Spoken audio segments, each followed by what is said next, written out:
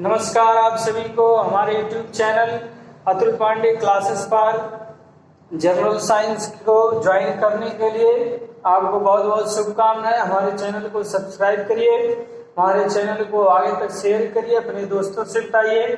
चलिए समय ना व्यतीत करते हुए एक अगले टॉपिक की तरफ बढ़ते हैं। टीईटी स्पेशल से पे बात करते हैं, एक छोटी सी चीज की जानकारी देते हैं। टीटी परीक्षा जो कि नजदीक है, बचे हुए 2 दिन शेष। आगामी 23 तारीख को टीटी की परीक्षा संपन्न होने वाली है यूपी।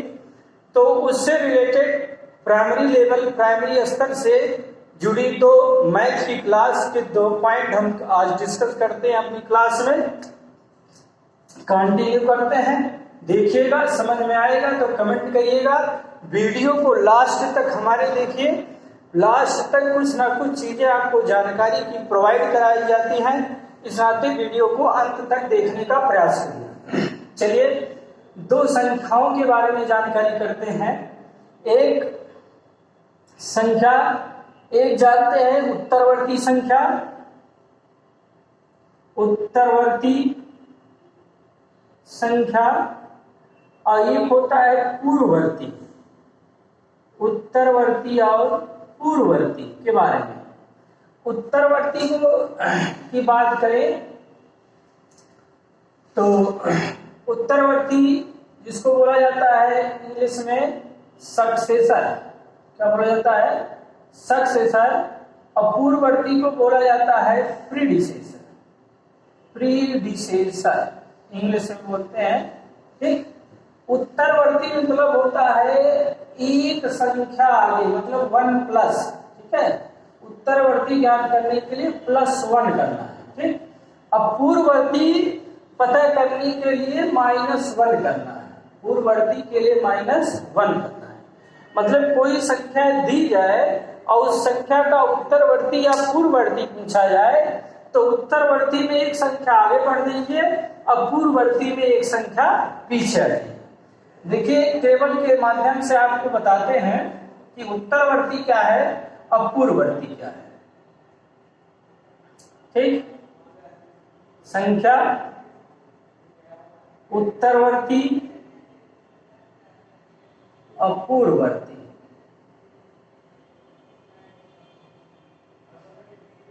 कहा जाए संख्या है 10, तो 10 की जो संख्या है, 10 का उत्तरवर्ती जो होगा कहा गया +1, मतलब कि 11 +1। ठीक, अब पूर्ववर्ती जो संख्या हो क्या है? -1 है, मतलब क्या है? उसका प्रीडिसेसर 9 हो गया। ठीक, 9 हो गया।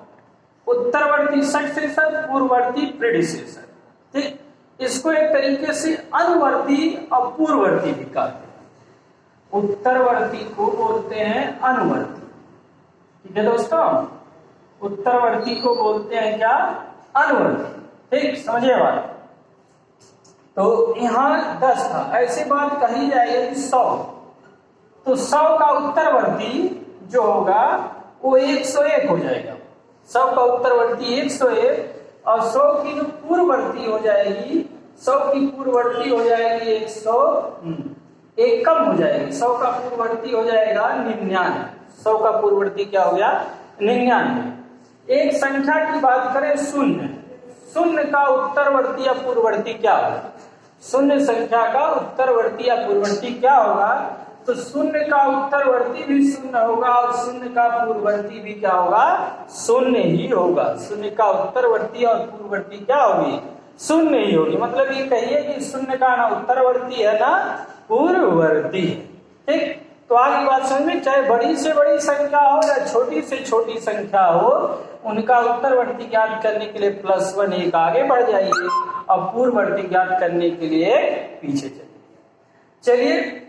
ऋणात्मक संख्याओं की बात करते हैं कि ऋणात्मक संख्याओं पे उत्तरवर्ती और पूर्ववर्ती कैसे जानेंगे। इसके लिए सबसे पहले हम संख्या रेखा को समझा देते हैं आपको कि संख्या रेखा के बारे में सभी को पता होगा। नंबर लाइन की संख्या रेखा पर अंकों का निर्देशन, अंकों को कैसे रिप्रेजेंट किया जाता है। जैसे संख्या रेखा पर बीच में 0 हो जाता है, दाईं तरफ +1 +2 +3 +4 5 मतलब धनात्मक संख्याएं लिखी जाती हैं और बाईं तरफ ऋणात्मक संख्याएं लिखी जाती हैं। दाईं तरफ धनात्मक संख्याएं और बाईं तरफ क्या होती हैं, ऋणात्मक संख्याएं लिखी जाती है। तो जब किसी ऋणात्मक संख्या का उत्तरवर्ती मतलब दाईं की यदि बाएं से दाएं चलेंगे तो संख्या बड़ी होगी और यदि दाएं से बाएं चलेंगे तो संख्याओं का मान घटेगा। ये समझिए, संख्या रेखा के द्वारा ये समझिएगा कि यदि बाएं से दाएं चलते हैं तो संख्याओं का मान बढ़ता है और यदि दाएं से बाएं की तरफ आते हैं तो संख्याओं का मान घटता है। भाइयों आगे बात समझ में, कमेंट करिएगा, बात समझ में आ रही होगी। तो कहा गया ऋणात्मक संख्या का उत्तरवर्ती या पूर्ववर्ती कैसे ज्ञात करें। जैसे कहा जाए कि -1 है, -1 का उत्तरवर्ती और पूर्ववर्ती क्या होगा, तो -1 का उत्तरवर्ती 0 होगा दोस्तों। -1 का उत्तरवर्ती क्या होगा, 0 होगा और -1 का जो पूर्ववर्ती होगा -2 होगा। क्यों, क्योंकि अभी आपसे ये कहा गया कि दाएं से बाएं चलेंगे तो मान घटेगा। देखिए 5 से 4, 4 से 3, 3 से 2, 2 से 1, 1 से 0 घट रहा है मान। अब बाएं से दाएं चलेंगे तो मान बढ़ेगा, -2, -1, 0, 1, 2, 3, 4, 5 मान घट रहा है। तो यदि -1 में का उत्तरवर्ती या पूर्ववर्ती पूछा जाए, यहाँ गलतियां होती हैं क्योंकि हम लोग वही धनात्मक संख्या का कॉन्सेप्ट लेके चलते हैं और उसी कॉन्सेप्ट के आधार पे हम अपने क्वेश्चंस को गलत कर देते हैं। टीटी के लिए बहुत इंपॉर्टेंट है भाई, जो आगामी परीक्षा है 2 दिनों में, टीटी के लिए बहुत इंपॉर्टेंट है प्राइमरी लेवल में उत्तरवर्ती और पूर्ववर्ती संख्याएं। ठीक, वैसे सभी एग्जामों के लिए इंपॉर्टेंट चीज है, ध्यान दीजिएगा। तो -1 का जो उत्तरवर्ती होगा वो होगा क्या, 0 होगा और -1 का पूर्ववर्ती जो होगा वो क्या होगा, -2 होगा। इसी तरह किसी भी संख्या, कोई किसी भी ऋणात्मक संख्या का उत्तरवर्ती और पूर्ववर्ती बताएंगे। उत्तरवर्ती करने के लिए एक संख्या आप समझिए उसके एब्सोल्यूट जो निरपेक्ष मान होता है उस निरपेक्ष मान को घटा दीजिए। ठीक, अब पूर्ववर्ती के लिए निरपेक्ष मान को बढ़ा दीजिए, ऐसा मान के चलिए। ठीक है, तो जैसे और बड़ी संख्याओं को लेते हैं, बताते हैं आपको। कहा जाए कि अगली संख्या उत्तरवर्ती या पूर्ववर्ती के रूप में, अगली संख्या उत्तरवर्ती या पूर्ववर्ती के रूप में कहा जाए कि -10। ठीक है, क्या हो, -10।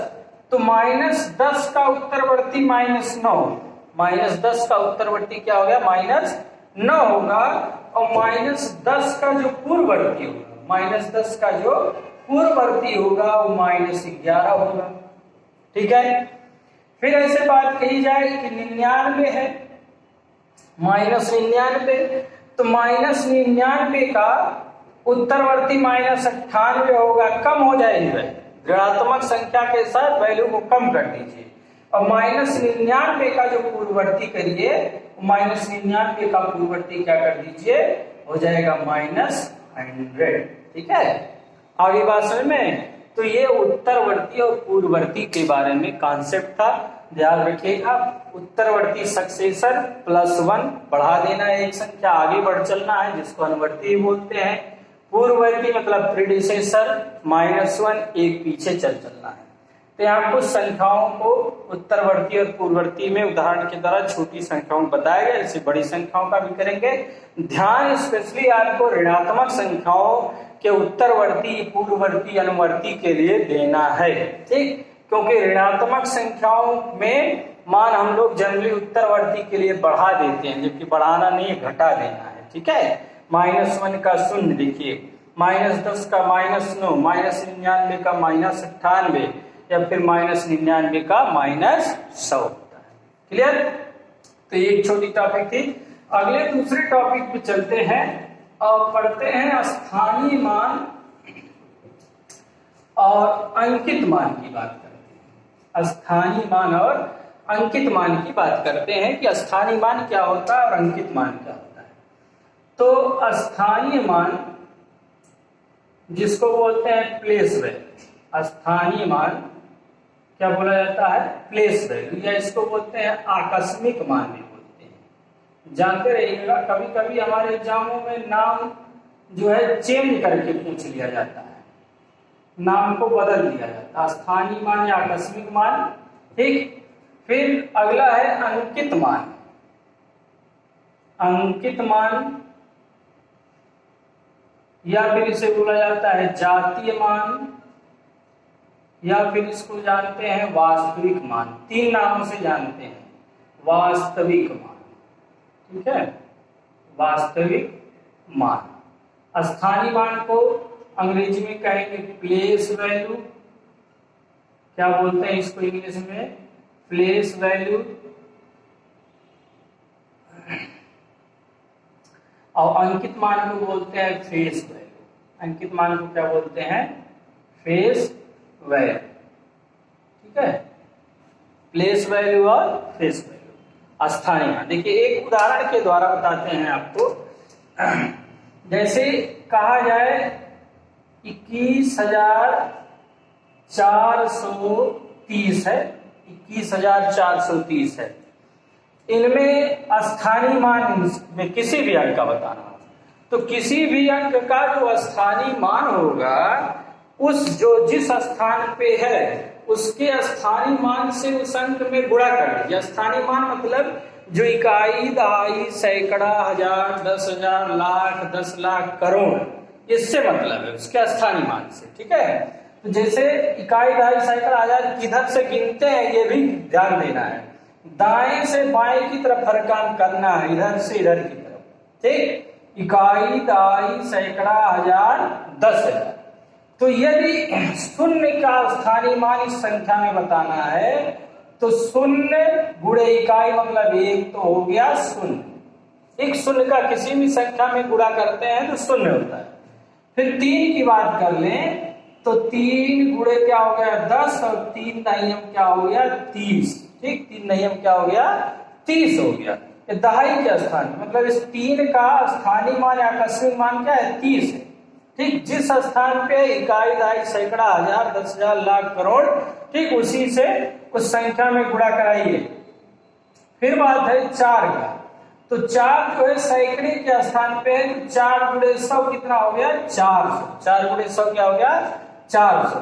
फिर 1 पे आ जाते हैं, तो 1 के लिए क्या होगा 1 गुणे 1000। ठीक, 1000 के स्थान पर है 1, तो 1 गुणे 1000 क्या हो गया, इसका स्थानीय मान 1000 हो गया। फिर यदि 2 के स्थानीय मान की बात करते हैं तो 2 गुणे 10,000, 2 गुणे 10,000, और इसका स्थानीय मान कितना हो गया 20,000।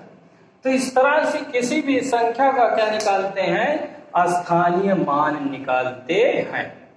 ठीक, किसी भी संख्या का स्थानीय मान निकालते हैं।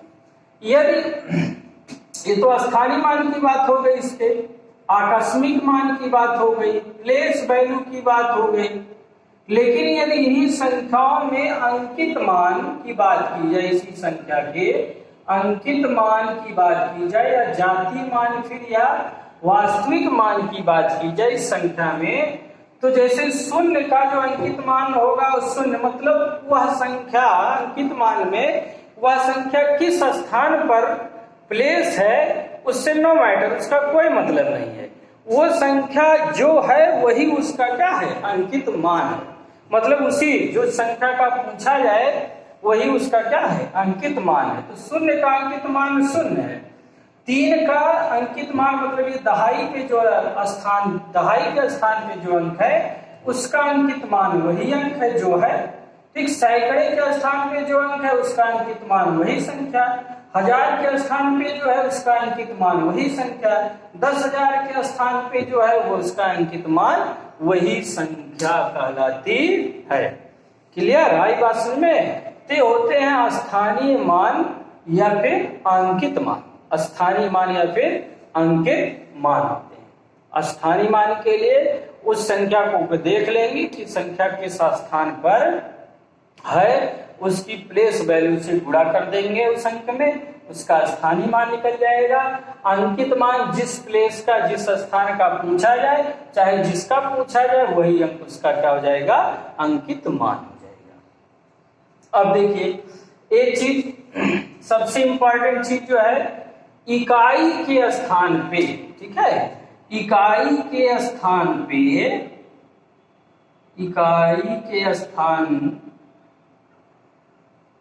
के अंक की, इकाई के स्थान पे जो अंक होगा, इकाई के स्थान के अंक की स्थानीय मान, ठीक है, स्थानीय मान और अंकित मान दोनों बराबर होगा। स्थानीय मान और अंकित मान दोनों क्या होगा, बराबर होगा। किसके लिए, इकाई अंक के लिए। इकाई स्थान पे जो संख्या होगी उसके लिए अंकित मान और स्थानीय मान बराबर होगा। ये सबसे इंपॉर्टेंट चीज है, नोटिस है, इसको नोट करिए आप लोग, ठीक है। पूछ लिया जाए कि कोई संख्या दी है तो इस संख्या के किस स्थान के लिए इसके स्थानीय अंकित मान, जैसे संख्या दी है, कहा जाए कि इस संख्या में किस अंक के लिए इसके स्थानीय मान या अंकित मान का मान जो होगा वो बराबर होगा। तो इकाई के लिए उत्तर क्या होगा, इकाई अंक के लिए, वंश के लिए, ठीक है। तो ये चीज इकाई के स्थान के अंकित स्थानीय मान और अंकित मान क्या होता है, बराबर होता है। दूसरी चीज, स्थानीय मान किसी संख्या, कोई संख्या दी है, उस संख्या में यदि कोई शून्य है, यदि कोई शून्य है और वह शून्य किसी भी स्थान पर हो, चाहे इकाई के स्थान पे हो, चाहे दहाई के स्थान पे, चाहे सैकड़े, चाहे हजार, चाहे 10,000, तो उस अंक का जो स्थानीय मान होगा वो हमेशा शून्य हो जाएगा, ठीक है। उस अंक का स्थानीय मान क्या हो जाएगा, हमेशा ही शून्य हो जाएगा। जैसे हम आपसे कहें कि 4,21,032